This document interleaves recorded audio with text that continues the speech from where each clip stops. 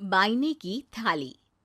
जानवी की जुबान पर बचपन से ही हजार सवाल और मन में हर चीज जानने की उत्सुकता रहती है, जिस वजह से वो अपने भाई की शादी में चल रही रस्मों के बीच भी मम्मी से सवाल पूछने लगती है।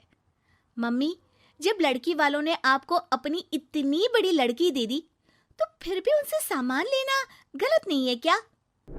इस पर कोई भी जानवी की बात का जवाब नहीं दे पाता और उसे इग्नोर करते हुए रस्में निभाते रहते हैं। शादी संपन्न होती है और भाभी घर आ जाती है, जिसके बाद जानवी के सवालों का सिलसिला अब भाभी के साथ शुरू होता है। भाभी, मुझे आज तक एक बात समझ नहीं आई, हमेशा सारे बलिदान वाले काम लड़कियां ही क्यों करे?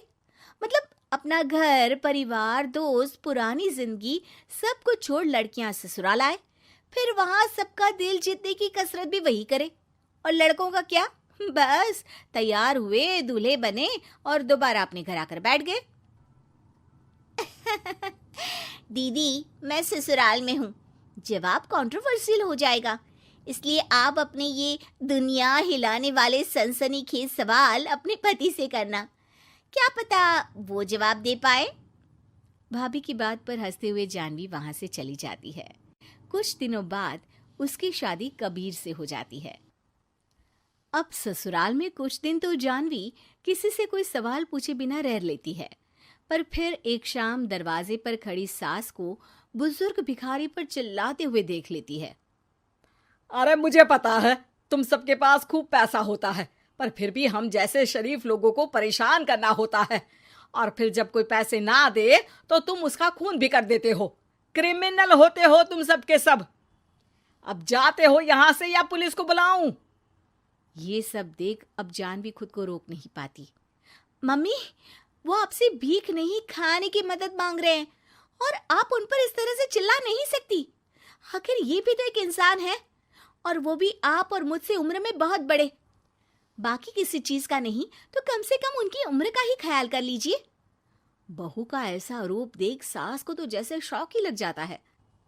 जानवी भिखारी को खाना देकर वहां से भेज देती है, लेकिन इसके बाद से ही सास का उसके प्रति रवैया बदल जाता है। मुझे तो लगा था बहुत शांत बहू लेकर आई हूं, पर ये तो पूरी ज्वालामुखी निकली। अरे इतने दिनों से ये रंग क्या एक भिखारी के सामने अपनी सास की इज्जत उतारने के लिए छुपा कर रखे थे? और कौन से रंग बदलना सिखाकर भेजा है तेरे माँ बाप ने तुझे? मम्मी जी, रंग का तो पता नहीं, लेकिन मेरे मम्मी पापा ने मुझे हर ढंग में गलत के खिलाफ खड़े होना जरूर सिखाकर भेजा है। बहू का जवाब सुन सास गुस्से में वहां से चली जाती है, जिस पर पीछे खड़ा सब कुछ सुन रहा कबीर जानवी के पास आता है। जानवी, मैं मानता हूं तुमने जो किया अच्छे के लिए किया, पर मम्मी से ऐसे नहीं बोलना चाहिए था। अब उन्हें मनाने की जिम्मेदारी तुम्हारी ही है। पर मैं कैसे? मुझे तो कुछ भी पता नहीं है। तो उसके लिए मैं हूं ना।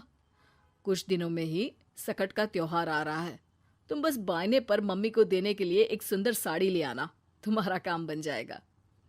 ये कहकर कबीर वहां से चला जाता है, लेकिन व्रत और त्योहारों से अनजान जानवी कंफ्यूजन में वहीं खड़ी रह जाती है, जिस पर वो भाभी को फोन लगाकर सारे व्रत और उनके महत्व समझती है। और उन्हें जानने के बाद वो बाइने की साड़ी तो खरीद लाती है, लेकिन इसी के साथ उसके मन में अब नए सवाल पैदा होने लगते हैं। इसी तरह सकट के व्रत का दिन भी आ जाता है। हे भगवान, एक तो सुबह से भूखी, ऊपर से ये सवालों के बुलबुले पेट में उठकर और तहलका मचा रहे हैं। अब क्या करूं, किससे पूछूं? जानवी अपने आप से ये सब बोल ही रही होती है कि सास और कबीर उसके सामने आ जाते हैं। बायने और पूजा की सब तैयारी कर ली? हाँ जी, वो तो कर ली, पर क्या पर? फिर कोई सवाल है? पूछ लो, कहीं पेट में उसे रखे रखे एसिडिटी ना हो जाए। ज्यादा कुछ नहीं, बस पूछना था कि जब ये व्रत बच्चों और दाम्पत्य जीवन की सुख शांति के लिए होता है, फिर इसमें व्रत सिर्फ हम लेडीज ही क्यों रखती हैं? हिस्सेदारी तो दोनों की होती है ना?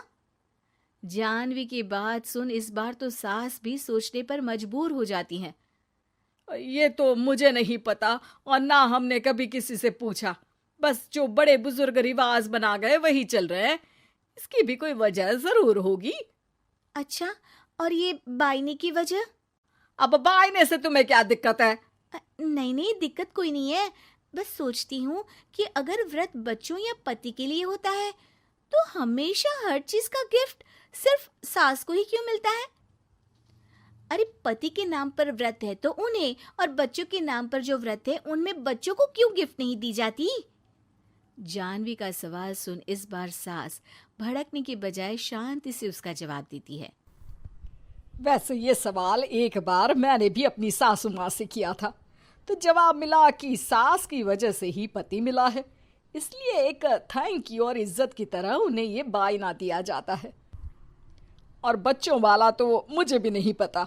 बाकी इस बात की भी कंफर्मेशन नहीं है कि सासू माँ ने ये सिर्फ मेरे सवालों को शांत करने के लिए बोला था या ये सच भी है। सास के जवाब और जानवी के सवाल से अब वो दोनों ही कंफ्यूजन में हैं कि आखिर सच और वजह क्या है। अगर आप लोगों के पास इन सवालों के जवाब हैं तो कमेंट करके सबके साथ ज़रूर शेयर कीजिएगा।